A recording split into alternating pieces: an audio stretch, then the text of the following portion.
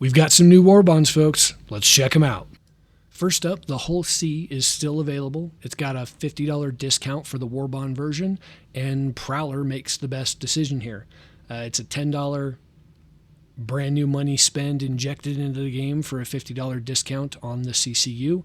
The ones below it are bad choices because you either leave way too much money on the table down here at the Reclaimer, right? You're spending 50 and the discount's only 50, so meh. Not so great. It's a 1-to-1 ratio, so sure, it's within the realm of air quotes okay pricing, but why do that when you can get a $10 spend instead? So the Prowler is the best choice here. The 600i Touring still has not had a Warbond CCU.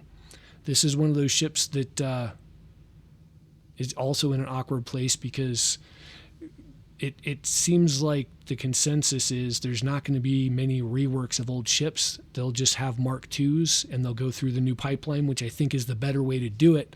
I'm just not sure, unless they're giving free upgrades to the new Mark II version to people who have already bought into these ships. I'm not sure how else to do it fairly, right? Anyway, that's probably a topic for another day. We're just going to cover Warbonds for now. So yeah, the Reclaimer's leaving too much on the table. Touring is a bad choice because it still hasn't had a Warbond after 8 years of the CCU game being live. Might be 9 now. Pretty sure it's just 8 though. Anyway, Prowler's the best choice here for the Hull C. Next up, we have the MSR. So again, $20 discount right off the top. Best bet here is the Cuddy Steel. I know there's been an Antares Warbond a couple times, so that might make sense to you.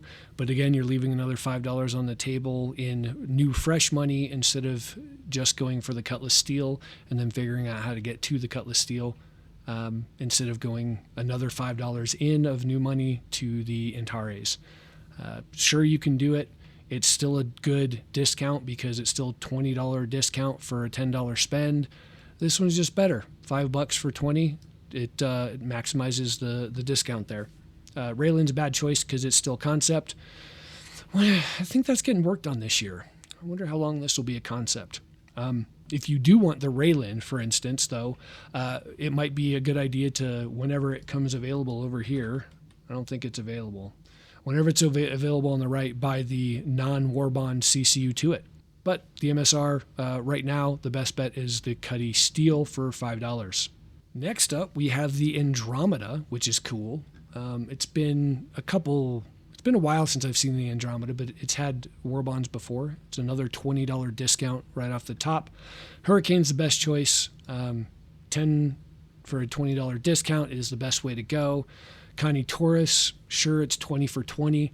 That's the lowest ratio we accept in a CCU game. It doesn't make much sense though when you got the Hurricane for half the spend, right? 10 versus 20. Hurricane's the best bet here, even though it's had a price increase. I think it was $195 for a long time, and now the new price is $210 after it went through a rework, I think. Hurricane is the best choice here for the Connie Andromeda Warbond CCU. After the Andromeda, we have the Scorpius. This is the base model Scorpius. It's not the Antares. So $20 discount. And what do you know? The Hurricane's the best one for this too. I guess it's the same price, $240. That would make sense. So this is an easy one. We already did the math. Hurricane's the best choice on this one. Again, you can go down the price stack, but you're leaving money on the table. So the Heartseeker, well, it's a Mark I Hornet, so we never want to put these on the left unless we already know that we have a CCU to this ship already. So if you have a Warbond or non-Warbond CCU to the Super Hornet Heartseeker Mark I, then you can use it in a chain. I'm not recommending it for this chain. You're leaving too much on the table. It's 20 for 20. There's better ratios right here, right? 10 for 20. Hurricane's the best bet here. I always like to talk about the Mark I's as a reminder because there's new people joining the game all the time, and I would hate for them to somehow be stuck not being able to use this Warbond CCU because you can't get to this ship anymore. At least that's what we've been told. I'm assuming that's the way it's going to stay until I get formal verbiage from SIG in some capacity that says that's changing. I would not count on this ship ever being able to be over here on the right again. So don't use them on the left. We do have the Saber Peregrine still. It's new ship, $15 discount. Gladiator, SRV, they make the same choice, I suppose. It's up to you to pick. Maybe you have a CCU2 one of these ships already, and that's the one that would make the most sense to you. I think the SRV. So, yeah, for each one of these, let's jump over the CCU game just so you guys can see how I would rationalize using one or the other. So if we go in here, the Gladiator, it's had one Warbond noted at least probably since 2021. I mean, the CCU game's been going on since 2016, so there may have been others. I know there were some freebies way back when, but in recent times, it's only ever had one, right? We go to the SRV. It's also a newer ship, technically, and it's had 3 since the same time period in 2021. So, look, if it's statistics you look at, then the SRV makes a better choice. But knowing which one will come up before the other, that's a crapshoot, right? The SRV is more common, so I would lean towards the SRV. But when was the last time it was here? 2024? Oh, back in January. So it's even had recent ones.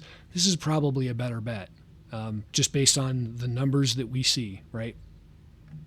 So, yeah, I'd probably lean towards the SRV unless, obviously, if you already have a Gladiator Warbond, then that makes a better choice for you. Next up is the Freelancer Max and the Mantis. So these are the last two. I don't think there's anything below those. Nope, nothing else. So let's go do the Freelancer Max first. I know I covered it in the last video a couple days ago. $10 discount. Freelancer DUR has not had a Warbond CCU yet. Who knows if it'll ever have one. Actually, it probably will, but my guess is both of these will go into the whole Mark II category, unfortunately. But it's never had one yet. Cuddy Red's had 2 or 3. Let's go double check that. Cutlass Red, 1, 2, 3, at least 3. Again, there may have been one prior to 2021, but I know there have been 3 within the last year or so, right? Just over a year, I suppose. So Cuddy Red's a better decision here. So $5 spend for a $10 discount. That's the way to go for the Cuddy Red. Below the Cuddy Red, again, you're leaving too much on the table. This is a bad ratio, 15 for 10. So that's a no-go automatically. Hornet Mark 1, again, pay attention to the Mark 1.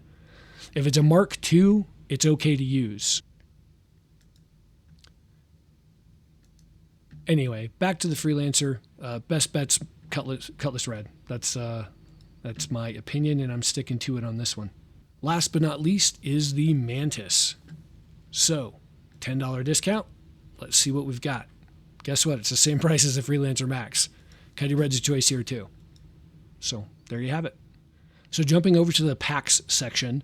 Again, I don't generally recommend these, but there are Warbond sales here available, so I'm going to bring them up. So, this one is a base level Scorpius, not the Antares, and the Mantis for $350. I mean, it's a slight discount, comes with paints, 6 months of insurance, meh. This one's a $600 pack. Does not include the game, it just includes 4 ships. Vulture, Mantis, Scorpius, M50, paint for each of them, some CCU containers, and I think that's it. 6 months insurance for $600. I don't know. I mean, there is definitely some value there, right? But not good enough for me. I stick to the CCU game, but I want to let you guys know that this does in fact exist. Jumping over to the standalone ships, the ATLS is still available at a Warbond for $35. I still think this price is a bit too high given the current circumstances the game finds itself in. The main issues that I've heard expressed, and I have had time to do some of my own testing. In fact, just to prove it, it's in my hangar. I bought it at the $40 mark because I did have store credit sitting around, so that's what I did. And I did some extensive training. I spent about 3 hours messing around with this thing at a couple different ports and in my main hangar. And again, they should have probably pushed the release of this vehicle out. And I think there would be less frustration about the pricing because of it. But there's a couple things going on here, right? The first one is, like, if you want to do a hauling mission, they pretty much work. I've run into a few minor glitches and issues. It doesn't like ruin my day specifically with the hauler missions, the cargo that you get from them, and how you have to load and offload, etc. Right? Having said that, like if you were doing the old school hauling where it was not mission based, where you were finding commodities and taking it from one place to another, that's like nightmare fuel right now for haulers, because you never know if any of it's going to work. It's really frustrating. So that doesn't help the case for releasing a new vehicle that's basically dedicated to stacking boxes, right? Another issue specifically with this thing is, if you have something like a raft, if you have something like a Cuddy Black, if you have something like a Corsair, an MSR, even a Connie, this thing is not so useful. It doesn't save so much time. In fact, it's a bit of a time sink, because on some of those ships, there's nowhere to store this vehicle. So you have to get it out at every port that you find yourself in, which means you're running over to that second hangar, getting in it, running back, then grabbing the cargo from the warehouse, bringing it up, getting back into the platform, and then getting it onto your ship. So it's a time sink if you have a smaller ship. For bigger ships, however, the C2 specifically, I do have a C2 loaner, and that's what I tested in mostly. I also did some C1 runs, and what else did I do? Probably a Corsair. I think I had some bugs with the Corsair, so I only loaded a couple boxes or something. Game crashed out. Anyway, so the most of the testing I did was in the C2, which, as we know, is a massive ship, 696 SCU, and it was great when I had big boxes and I could load them very quickly, but only at the first level. The moment I had to stack any boxes in the C2, it became a nightmare. Now, I didn't try small boxes, because who would do that? Maybe it's less of a problem with small boxes in a C2. I don't know. But stacking large boxes, anything, I think I tried 16 and 24. I might have tried 8s. But 16s and 24s were just such a big issue.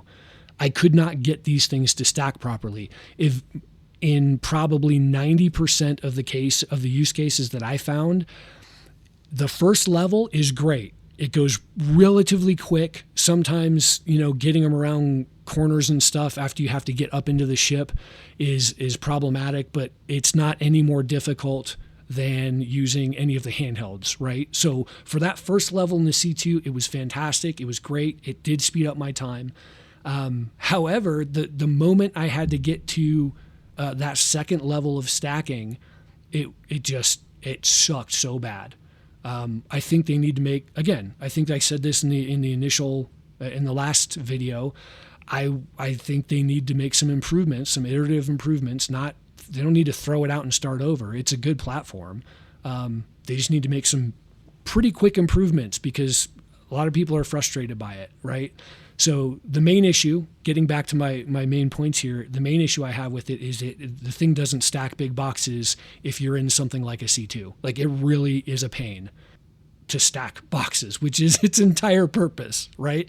So if they made the boxes ethereal, like when we go into QT and we can jump through a space station or through another ship or through whatever, an asteroid field, if they did that to the boxes, I would have one fewer major complaint about this platform. I really would, because that was such a hassle.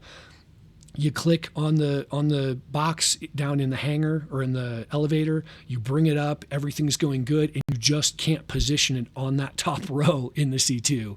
It clips like one little corner and you can't really adjust it, and it's hard to see even moving your camera around. It's just non-functional after that point, and then I'm back to using a handheld anyways. And here comes my second point, which I think mirrors most people's frustrations, that at least I've read in Spectrum. I know it's kind of a hate fest in there right now, but again, complaints should be listened to because we are still the customers. And one of the other biggest complaints that I've heard, not only from my guildmates but also in Spectrum, is that they're forcing this platform to be one of two solutions in the future for super big boxes, for the 20, I think they said 24 and larger SCU boxes. The handhelds won't be able to do it anymore. And if that one issue that I just went over isn't fixed, that's going to make people just rage all over again. So they really need to fix that one little thing. And I think most of the issues will go away. Do I think it's still overpriced? In its current iteration, yeah, I think it's overpriced, which is why I said initially they should have delayed its release. Absolutely. Maybe their point is to have it available to buy in-game by the time they make those changes, right? Because when they make those changes, again, how it's been laid out right now so far is that the Atlas and actual ship-based tractor beams will be the only ones to lift the heavier boxes. Okay. When is the Mule going to have that functionality? Like, I don't see any forklift sections on any SCU boxes anymore. Like, they don't really exist, right? So I'm thinking if they added this type of functionality to the Mule, that might be something that would help people with the frustration of the current situation. Just making chit chat here, right? Like, I don't have any inside track. I don't talk directly to the devs, but my hope is that they can watch some of these videos and see, look, it's a cool platform, and all of us are waiting for the mechanized units, right? The actual shooter platforms to be developed eventually in the future, right? The Titan suit was one of the first concepts that really drew a lot of people into the game because it was just, everybody wants that mini mech. But anyway, I think that's a big issue. They're forcing this to be one of two platforms that can lift the heavy boxes. We already know that ship-based tractor beams are kind of a pain in the butt as well. They're difficult to use. They don't have any visibility inside the ship, at least in their current iteration. I know there's going to be improvements, so I'm okay with that, right? Everybody who's bought into this game for as long as I have knows that this thing is a long-term game. It's still an alpha. We haven't reached beta. We don't even really know if 4.0 is actually going to still be alpha, or if it'll be the turning point of beta, or if they're just going to say the game's released. We don't know yet, okay? I'm confident that there will be improvements, but I think my point still stands. They should have either pushed back the release of this vehicle until things were working better, specifically with those big cargo boxes in contained ships like a C2, or they should have just reduced the price. I get why people are frustrated by the value proposition here. It's just the way it is. It's limited functionality. It's got a lot to be desired. Again, it's a new implementation of cargo too. Like, they could have seen this one, and I think if they had just, it could be $35 Warbond, $40 normal, and I think if they released it after they made the changes to fix the cargo hangars, I think fewer people will be complaining. I don't think price point is the real gripe here. It's the fact that it's going to be a forced change in the future. The price point is too high for a vehicle that has very, very limited use. Again, if you're doing anything even as big as a Corsair, it's kind of pointless, especially if you're doing hauling missions. If you're doing hauling of commodities, like we could do pre 3.24 patch, yeah, this might make sense, but if you're doing hauling missions, even if you take 3 or 4 at a time, and you look, most of us are doing hauling because we enjoy hauling. You plan out your route, right? You grab a couple missions from where you're at currently, or maybe Everest Harbor or one of the main outposts right above the main city of wherever you happen to be, as close as possible, right? You want to start your trek with getting a few missions. Maybe you go to 2 or 3, or maybe even just one location if you luck out. You drop those off, but you're also planning to pick up additional boxes or additional hauling missions at that location and going to other locations and branch out. And how you pack your ship depends on how that route's going to go, right? And if you're not doing large boxes, this thing doesn't make any sense. And you're not going to fill a C2 with hauling missions, at least none that I've seen so far. You're not going to pack a C2. At most, you might be able to pack a Cuddy Black or something. Like I don't even think I packed a C1, and I had 5 missions going at once. But again, only 2 locations where I was going to go drop off in the future. So for any of the hauling missions, this thing just doesn't make much sense, right? Now, again, future state, it probably will. Future state will probably have us delivering much larger loads to different locations, especially when you get to Pyro. Come on, it makes sense. But I think it was just ill-timed. I think that's really the biggest issue with this thing. It was ill-timed because the platform itself is fine. It's the other game mechanics that just don't work for this thing. And I think that was their only misstep here. I think if they had released it 2 months from now when those things are fixed, provided they're fixed in 2 months, I think nobody would have questioned it at all. I mean, I still think it's a little high at 35 and 40. I think if they had gone with maybe even just a $5 discount and they had released it later, there would have been 0 issues, I think. But that's just me. Again, iterative improvements. You got to make that thing, you got to make it so wherever you click that box to go, it actually goes there and it doesn't have any collision issues. Ideally, we need better functioning hangars so you can spawn this thing at the same time. We know that's coming. So that's a future issue. It's an issue right now. It's a future non-issue, I guess I should say. It is an issue now, though. Simple things like that, right? Could have made this a far better launch, not only with the actual game mechanics, but also this new vehicle. Again, at 35, it's still even a little high to use as a token, right? As an LTI token. If you're really looking for an LTI token, the Pulse was a much better value at $25. The what was a hover quad? Was that a $20 Warbond? I think it was. I think it was a $20 Warbond. So that was a better value for an LTI token specifically. And again, there's always people joining the game. So if you're a newbie and you don't know what the heck an LTI token is, an LTI token is any ship or vehicle that's generally very inexpensive, $20-ish, right? That has lifetime insurance because you buy it at a Warbond or you get it as a referral reward or something to that effect. You use it to start your chain. So it's an immediate savings right off the bat with whatever vehicle or ship you start with. And then you go from there and build out your chain. So you can always CCU from it to something else. Part of my complaint in the last video was that you can't CCU to the ATLS. You can't even do it at all. Look, if you go here to ship upgrades, the Atlas doesn't exist over here on the right. Not in Warbond, not in non-Warbond, in standard. It doesn't exist. There's no $40, $45, nothing. Atlas doesn't exist here. It should be right here in the 40s, right? So it should be somewhere between right here, the Aurora LN, and wherever the $45 mark is with the X1, Aurora CL.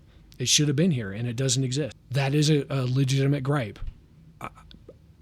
That's a frustration. I don't get why this particular vehicle is being considered at its release. Look, non-Warbond, I don't care. It doesn't need to be a Warbond CCU. That's a great thing, but for for a brand new ship, I get it if they don't want to put a Warbond CCU on there. But a normal CCU makes sense, right? And that was another complaint. And that's when the complaints mount up, even if they're a little nitpicky for different groups, that's when you hear this boisterous uproar and people get frustrated, right? So anyway, that's the end of my rant. And it's not really a rant. It's just like you guys kind of missed the mark on the release date and the functionality of all these different systems moving together. That's why there are many people whom are frustrated by the ATLS and all the changes to the game mechanics around hauling.